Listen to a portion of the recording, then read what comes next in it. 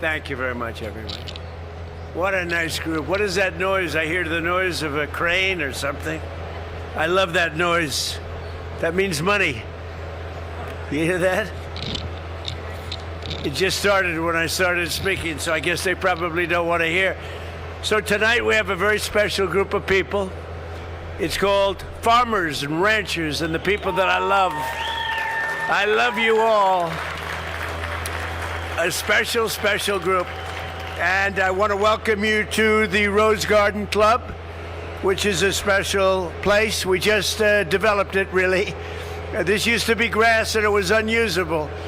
And I have my friend over there. Did I do a good job in the office with you today? Did I make you satisfied? He's a good man. We've dealt successfully together for a long time.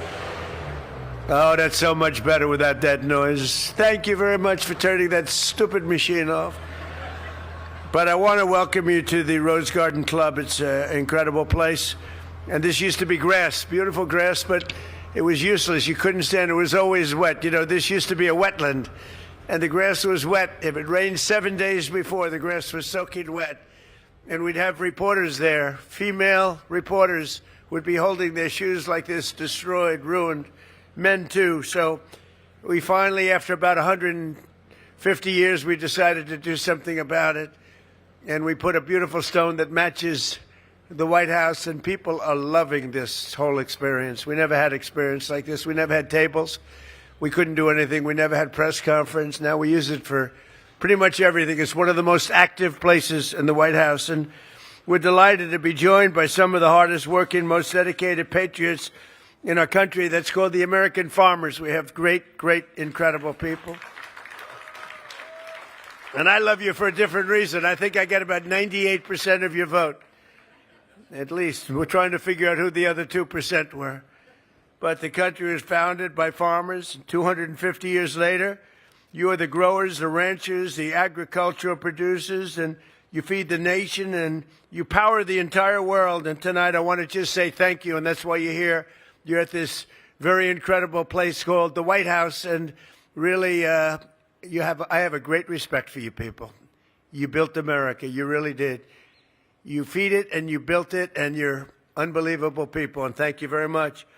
Earlier today in the Oval Office, it was my honor to sign an executive order directing federal agencies to accelerate agricultural innovations that give farmers and ranchers the necessary resources to ensure American crops are the healthiest and the most abundant and the most affordable. And we're always working for the farmer. We want to make it better and easier for you, a lot easier for you. We're pleased to be joined tonight by Secretary of Agriculture, Brooke Rollins. And Brooke is a friend of mine. And we talk all the time about affordability because when we came in, prices were through the roof. And you see they're coming down very fast, Brooke. Good job. You know, eggs, I think, were 4 times higher than they are right now. And it was my first day in office, and we had a news conference, and the fake news, which is around here someplace, there they are. They're always around someplace, unfortunately. But the fake news said, eggs, why are they so high? I said, what do you mean? Explain to me what's going on with eggs. They're 4 times. They were so high, like at a record high. Now, I was only there for 1 day. And I said, I've only been here for 1 day. Give me a break. And now Brooke went, we worked very hard on it, and they're actually at a very low price right now, so it's really great. People are eating a lot of eggs, but Brooke Rollins has done a fantastic job. We have our Secretary of the Treasury, Scott Bessent. He's central casting. I say, he's totally central casting, right? He's a great guy. He's done a good job. How's our economy doing, Scott? Pretty good, huh? Right through the roof. It's potentially, I think we have almost $19 trillion being invested. As an example, Sleepy Joe Biden, his administration, you know what it had? Less than $1 trillion for 4 years investment in the country. We have $19.2 trillion for 12 months. That's a big difference. And you see that all the factories being built all over the country. You will never have seen this, and you may never see it again. I don't think anybody's ever seen anything like it. We have our Secretary of the Interior, Doug Burgum, who's another star. He's a big star. He's helping me with all the fountains and all the statues all over Washington. And They're really looking good. We caught some people vandalizing our beautiful reflecting pool. We have the reflecting pool. They took a cutter, a box cutter or something very sharp. And can you imagine, where did these people come up with this? And they threw a little fertilizer in the water, which is not good. Fertilizer doesn't go well with water. Clear, beautiful water doesn't work well. But they caught him. They actually caught him, and those guys have some problems ahead of them. But they did some damage. But it looks beautiful. I just looked at it, Doug, and it looks beautiful. And they're going to fix it. They cut the bottom with a knife and pulled it and tried to do it as much damage as possible. These are sick people, but none of them are in the farming community. You're lucky. If you did have, you wouldn't put up with them very long, I don't think. But Secretary of Health and Human Services, and most people don't know this man. He's a very high-quality person. He's very brilliant, very difficult. Sometimes he gets a little difficult to handle, but he's just a man that nobody knows, Robert F. Kennedy Jr. Nobody has any idea who he is. Nobody has any idea. And he's very popular. He's very popular. He just wants people to be healthy, and he loves the farmers, Bobby, right? He loves the farmers. And CMS Administrator Dr. Mehmet Oz, who's great. Who's a great man. Thank you, Mehmet. Thank you. Dr. Oz. Thanks as well to Will. We have a lot of governors and senators here. I won't introduce all of them. Some of them I don't like, so I'm not going to introduce the ones and some of them I like a lot. Nebraska Governor Jim Pillen is here. Jim, where are you? Jim, thank you, Jim. Nice to see you. Senators John Bozeman and John Hoeven, Roger Marshall, Joni Ernst. Where are you guys? I'm having dinner with a couple of you. Hi, fellas. Representatives Austin Scott, Celeste Malloy, thank you very much. A real farm people. They are at the top. They're always calling me about the farmer, along with Joni. And we also have with us President of the American Farm Bureau, Zippy Duval. I've known Zippy for a long time. Zippy, he is a Zippy. He's amazing. Thank you very much, Zippy. It's good to see you. You look good. Under the last administration, Sleepy Joe Biden and the radical left Democrats, I changed the name. It's dumb. I will probably always, until they become reasonable, I'll use a U instead of an E. It's very simple. Most people don't know there's a B in dumb, so it's a very simple change. I take out the E and I put in the U, and they're Democrats because their policies are so dumb. So that came out a little while ago, and they hate the farmer too. So do you know that they hate you? You know that, don't you? Anyway, the Democrats, they gave us the worst inflation in the history of our country, 48 years to be exact. And they crushed farmers with the burdensome restrictions. In my first term, we had an agricultural trade surplus. Biden took that surplus and turned it into a $50 billion agricultural trade deficit. We had a big surplus with the farmer, and he took it in. I couldn't believe it. I was watching it happen with the rigged election, and he turned it into a $50 billion trade deficit. We had a deficit in agriculture, the worst we've ever had under Biden. He failed to negotiate a single trade deal on your behalf during a 4-year period. That's because he had no idea where the hell he was. And in his last year, farm bankruptcy rose to the highest levels ever, more than 55% up. One of the things I did for the farmers, I don't know if we get to it, but in the great big beautiful bill, so many farmers, they love their children and they want to leave their farm to the children, and the children love the farm, and they don't want to move into the big city because they're very smart. They want to stay in the farm, but a lot of the farmers are cash rich, and in some cases, and others are really land rich. And the ones that are land rich were having a little problem. They'd leave their farms, and their children would have to go out and borrow a lot of money to pay the estate tax or the death tax, a nasty tax, and it would be like 55, 60% in some cases, and they'd end up losing the farm.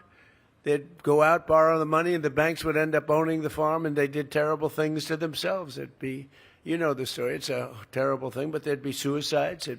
They lost their farm, it was taken away.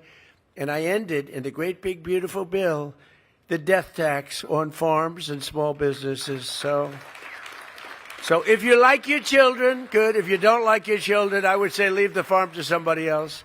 Does anybody here not like their children? Please raise your hand. Nobody. That's good. I've never, with all the times I've said that, I've never seen anybody raise their hand. Although there's some cases, I'm sure, where they don't. But you don't have the estate tax to pay now, so your children can live happily ever after, and they can enjoy being a farmer, and they can enjoy doing what they love to do. But now you have a president that fights for the American farmer, and after years of getting ripped off by other countries on trade, we've reduced the agricultural trade deficit just this year by 42%, opening markets to the American exports, and all over the world we're opening up markets for the farmers. And we have another one, a new market coming up, and that's called the lovely country of Iran. It's a beautiful place. Would anybody like to go there? The Islamic Republic of Iran, they're having a hard time with food, and we're going to be taking some of their money and we'll spend it, and we're going to be buying wheat, soybeans, and corn, a lot of it. And that process is going to be starting pretty soon. It's going to be pretty big, too. I think it's going to be very big. We have an expanded market, dairy in Europe, and the dairy market, as you know, in Europe, we've opened it up because they had it closed. In Asia, South America, Australia is now allowing U.S. beef into its market for the first time in more than 25 years. And China is committed to purchase at least $17 billion in U.S. agricultural products, in particular soybeans. So I just left President Xi 3 or 4 weeks ago, and he's agreed to purchase $17 billion worth of mostly soybeans and different things, but mostly soybeans. I terminated the insane electric vehicle mandate where they wanted your tractors within 5 years to be all electric. That's just what you want, is an electric tractor. Would anybody like an electric tractor? Because typically it's not the greatest. You run out of fuel. If you're out in the field someday and you're running a little low on juice, you'll never get it started. You might as well abandon it. So ridiculous. But I ended the electric vehicle mandate, which would have gutted the ethanol industry forever. And I saved your ethanol industry, and I think everyone knows that. Maybe nobody more so than Joni and some of the great senators that we just mentioned. Senator Marshall has been calling me all the time, oh, you got to save the ethanol. So we did, right? We did. We saved it. We saved it, so it's very important, and the Democrats don't even know what ethanol is. We eliminated unnecessary restrictions on sales of E15, and I made it clear that I will sign a bill allowing E15 all year round, and that was something that was very important to the farmers. I also repealed the Biden administration's ridiculous Waters of the United States rule. It sounds so beautiful, the Waters of the United States. It sounds so beautiful. The waters of the United States, it's a killer. It absolutely destroyed you and your businesses. Had a good name, and everything else was bad. When I did that, I said, I'm going to be killed by the fake news media with this one. I'm destroying the waters of the, think of that, the title. And when I did it, I was surrounded by farmers when I signed it, and half of them were crying. They said, you've saved our business, sir. Pretty amazing, right? We passed the largest tax cuts in American history and made the small business tax deduction permanent, benefiting 98% of farmers and ranchers to help keep your family farms in good shape. But it was a fantastic thing that we did for the farmer. I took a lot of heat because sometimes there is a group of people that are the exact opposite of the farmers, and what's good for the farmers is not good for them. But I am pro-farmer. I will tell you right now, I am pro-farmer. And yesterday we also called on Congress to pass a supplemental funding bill that will provide $11 billion in relief towards specialty crops and helping our great agricultural producers rebound from the losses that they had due to the Biden administration's horrible, horrible rules and regulations. So we're going to be getting an $11 billion payment in relief to our farmers. And Brooke, you'll distribute that money, hopefully equitably. You'll do it equitably, and you'll do a great job with it. I just want to tell you, you're special people, and you have been right from the beginning. From the day I ran, for some reason you like me. I came from the city, a city slicker, and from the day I ran, you liked me, and from the day I ran, I liked you. And we won Iowa, and we won Nebraska. We won everything. We won everything there is to win having to do with the farms. And now I think we're more popular than ever before. And you have an interesting industry because you go up and down. It's, you know, like a little bit of a yo-yo. But if you remember, last term I got you $28 billion because you were taken advantage of by a lot of countries, including China. And I took $28 billion $28 billion out of the tariffs, and I made you all whole, beyond whole, I think, but we made you whole. And now even just in talking here, we're doing the $11 billion relief to help you get through a pretty difficult period of time. We're never going to let you down. We're never letting the farmer down. We let the farmer down. We're letting our country down, and we're doing great. Just so you understand that 2 years ago, we had a dead country. We were a dead country. We were a laughing stock all over the world. We had a man that couldn't walk down those 2 steps. We had a man that couldn't sign a document. He had to use an auto pen. You saw the auto pen over there? He was an auto pen. We call him the auto pen president. And think of it, like 96% of the things he signed, he couldn't sign his name. What happened was a rigged election. But think of it, 2 years ago, we were a country that was laughed at all over the world. The king of Saudi Arabia said to me, Mr. President, a year ago, this was when I was with him a year ago, he said, a year ago you had a dead country. We never thought you'd come back. And now you have the hottest country anywhere in the world. We are the hottest country anywhere in the world. We have the strongest military. We took over Venezuela in less than 1 day. And the oil is flowing, and we're getting along with them great. We're going to, by the way, help them with their big. They had a tremendous earthquake last night that you read about, massive, like a massive in Caracas. But we're going to help them out. But we did that. And Iran, effectively, within a week and a half, we knocked out their entire military, their leadership, their aircraft, their Navy. They had 159 ships within 1.5 weeks. They were all at the bottom of the sea. And then I have to listen to the fake news. Oh, they're much better today than they were then. These people are crazy. They want to make a deal with us very badly.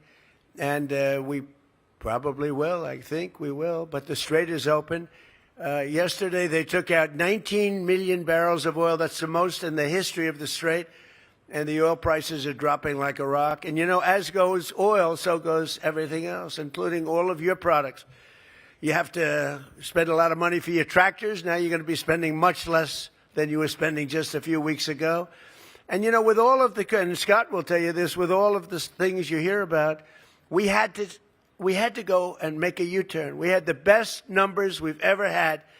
And I called in Scott, I called in Howard, I called in a lot of the people standing right there. I called in our great Secretary of the Interior, Doug, and I said, here's the story. We just hit records. Our country is doing better than it's ever done. The stock market, we've had 73 all-time highs in less than a year and a half. Think of that, 73 days we hit highs. But we had just hit the highest we ever were. And that was 3 months ago, 3.5 months ago. And I said, well, here's the story. We're doing great, but now we're going to have to make a U-turn. We're going to have to journey down to the Islamic Republic of Iran. Because if we don't do it, they're going to have a nuclear weapon. And if they have a nuclear weapon, the world is in great danger. Israel is gone. The Middle East is gone. But the world is in great danger. And I said, we're going to journey down. We're going to do what we have to do. And we did. We knocked the hell out of them. And now we're negotiating from a position of pure strength. Pure strength. They know that. And the strait's already open. And we're setting records in the strait. But we had to do that. We cannot let Iran have a nuclear weapon. You want to see problems, right? You know that. You want to see problems? You give them a nuclear weapon. They'll use it within the first hour, and we're not going to let that happen. So we did that. They will not have a nuclear weapon, and they've agreed to that, 100% agreed to that. But very importantly, though, we have the hottest country right now anywhere in the world. We have the strongest military in the world. I rebuilt the military in my first term.